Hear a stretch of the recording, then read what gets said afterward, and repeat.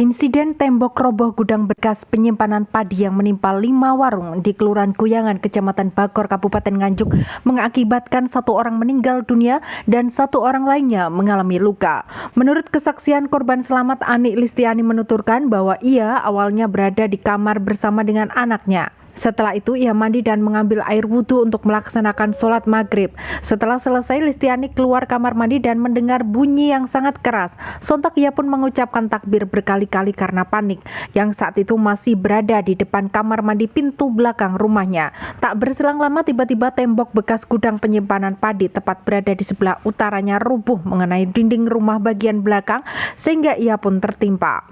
Menyadari bahaya yang mengancam Listiani, kemudian anak dan karyawan warungnya bergegas menyelamatkannya dengan menendang pintu bagian belakang rumah. Setelah dapat mengevakuasi, Listiani kemudian dibawa ke Rumah Sakit Bayangkara Nganjuk dengan luka memar pada bagian kaki, tangan, pinggul, serta yang paling parah pada bagian kepala dengan 6 jahitan.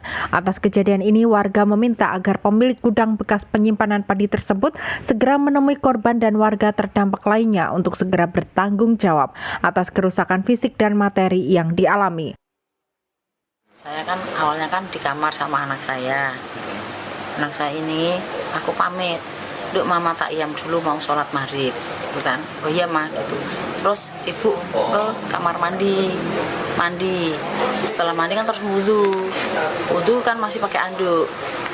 Nah, tiba-tiba ada suara kayak pesawat terbang itu datang. Terus saya bilang, Allahu Akbar, Allahu Akbar, Allahu Akbar gitu. Nah, anak saya juga dengar, "Mama kenapa kok bilang gitu, kok keras sekali." Nah, terus saya kan masih di tengah pintu itu mau masuk ke sini, mau masuk ke dalam rumah, masih di sana belakang depan kamar mandi. Terus mau masuk, tiba-tiba itu tak kirain kan dari depan itu kan truk tabrakan, makanya saya nggak cepet-cepet masuk ke dalam. Aku kan langsung masih pinjungan gitu sama anduk. Terus mau habis Allahu Akbar itu aku pinjungan anduk, aku langsung berjalan mau ke dalam rumah. Tiba-tiba brek itu langsung ya Allah ya Rabbi, ya Allah gitu. Terus anak saya itu langsung lari sama anak buah saya itu dari room 2, yang 2 anak saya dari kamar sini. Lah mau buka pintu itu tidak bisa, 3 kali tadi dobrak sama kaki itu, didobrak sama kaki itu, dipancal itu 3 kali baru bisa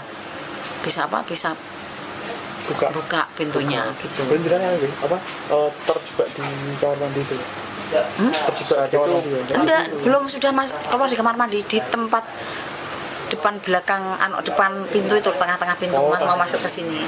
Itu sudah dipepet, seandainya aku di tengah ya malah nggak tahu. Oh, di lorong pintu ya. Di lorong pintu mau masuk ke sini itu, lorong itu. Ya seharusnya ya ada pertanggung jawabnya yang itu, Mas. Yang punya bangunan itu kan.